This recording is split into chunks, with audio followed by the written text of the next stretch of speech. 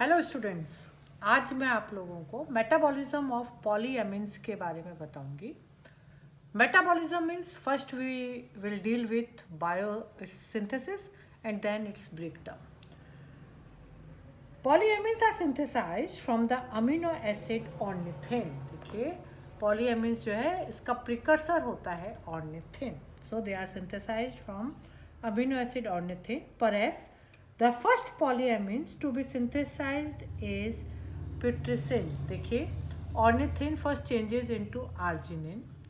arginine जो है वो उसका decarboxylation होता है। the enzyme will be arginine decarboxylase and it changes into putrescine। so this is the first polyamine।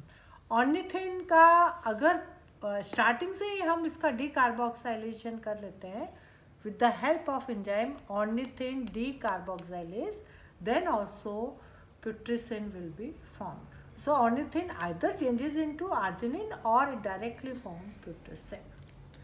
Now, one of the important intermediate of polyamine biosynthesis is S-adenosyl methionine, which is also precursor for ethylene biosynthesis। देखिए, इसके reactions में एक बहुत ही important intermediate बनता है, that is S adenosyl methionine. This S adenosyl methionine को हम Sam भी कहते हैं, और आप लोगों को याद होगा जब मैंने इथिलीन बायोसिंथेसिस कराया तो उसका बहुत ही इम्पॉर्टेंट ये प्रिकर्सर होता है। तो ये कैसे बनता है? The first formed amino acid is putrescine, and then the second amino acid, that is supramidine, and then supramine will be formed. So this putrescine, it changes into 5-methyl thioadenosine with the help of enzyme spermidine synthetase। spermidine synthetase की help से this putrescine polyamine जो है it changes into 5-methyl thioadenosine and then it changes into supramidine। Sometimes this S-adenosyl methionine जो कि इसका intermediate होता है Sam, इसका डीकार्बोक्साइलेशन होता है, मतलब कार्बन डाइऑक्साइड निकल जाती है, and the enzyme will be SAM decarboxylase. It is changes into decarboxylated SAM. SAM का जो डीकार्बोक्साइलेशन होता है उससे ये चेंज हो जाता है डीकार्बोक्साइलेटेड सैम में। नाउ इट एंटर्स इनटू डीकार्बोक्साइलेटेड जो सैम होता है ये दो जगह एंटर कर सकता है, either it enter in this side और इन दिस साइड। अगर ये इस साइड में एंटर होता है तो फर्स्ट जो पॉलीएमीन है वो सुप्रामिडीन बनेगा, and सुप्रामिडीन with the help of supramine synthetase changes into supramine। तो आप देखिए जो डीकार्बोक्साइलेटेड सैम है either enters in this or at this। now sometimes this क्योंकि ये बहुत ही इंपॉर्टेंट प्रिकर्सर है इथिलीन बायोसिंथेसिस का एस एडिनोसाइल मिथ्योनिन, इससे 5-methyl thioadenine निकल जाता है, and with the help of enzyme ACC synthetase। What is ACC? 1-amino cyclopropane 1-carboxylic acid synthetase enzyme की हेल्प में it changes into ACC। What is ACC? 1-amino cyclopropane 1-carboxylic acid। इसका मैंने structural formula भी ethylene biosynthesis में बताया था, and with the help of ACC oxidase it changes into ethylene.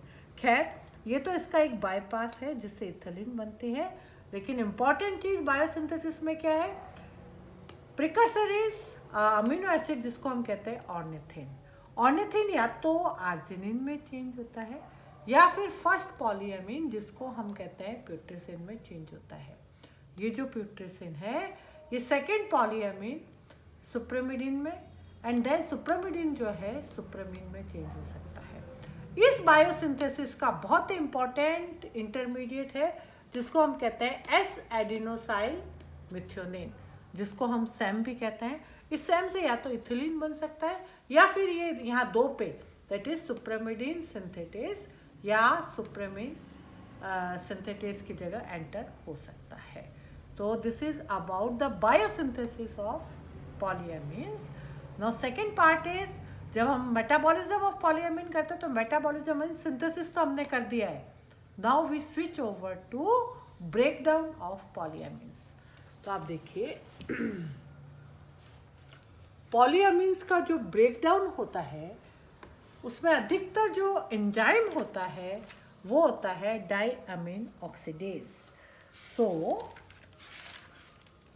डायअमीन oxidases are of widespread occurrence in plants and they are particularly active in leguminous species. Polyamines oxidases have been reported from barley, roots and oat leaves. तो आप देखिए पॉलीअमीन्स को break down करना है तो सबसे important enzymes जो होते हैं वो ऑक्सीडेजेस होते हैं, डायअमीन ऑक्सीडेजेस. और ये डायअमीन ऑक्सीडेजेस इनका अमाउंट लेग्यूमिनस प्लांट्स में बहुत ज़्यादा होता है और इसके अलावा ये बार्ली एंड ओट लीव्स में भी पाए जाते हैं. इसमें मैंने 3 ही लिए हैं polyamines, that is putrescine, then spermidine and then spermine.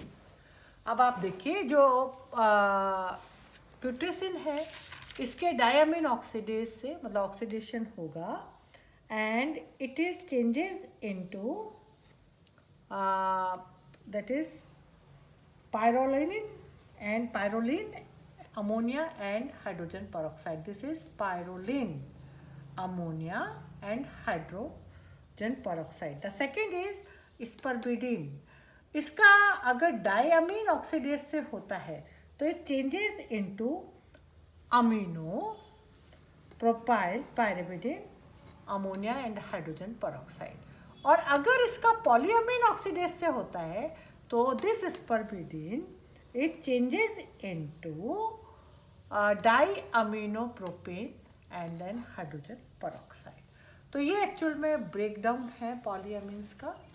And जैसे आपको लास्ट वीडियो में मैंने पॉलीअमीन्स क्या होते हैं, उनके क्या फिजियोलॉजिकल इफेक्ट है, what is mechanism of action and what is their biosynthesis. This all completes the polyamines.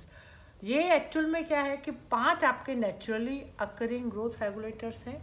और ये जो केमिकल्स हैं, इससे पहले मैंने आप लोगों को सैलिसाइक्लिक एसिड के बारे में PDF शेयर किया है, तो वो भी प्लांट की ग्रोथ एंड डेवलपमेंट को रेगुलेट करता है. तो इसको 6th, जैसे पॉलीअमीन को भी हम 6th जो है प्लांट ग्रोथ हार्मोन में, 6th class of plant growth hormone में रखते हैं. तो पॉलीअमीन्स जो है किस तरह से प्लांट की ग्रोथ एंड डेवलपमेंट को कंट्रोल करते हैं और किस तरह से इसका बायोसिंथेसिस होता है, ये भी मैं आपको PDF शेयर कर दूँगी. नाउ नेक्स्ट मेरा जो होगा लेक्चर वो होगा ब्रेसिस्टेरॉइड्स. ये भी एक 6th ग्रुप है. ये क्या होते हैं, किस तरह से इफ़ेक्ट करते हैं प्लांट को, मेरे नेक्स्ट वीडियो में आप लोग देखिएगा. Thank you so much.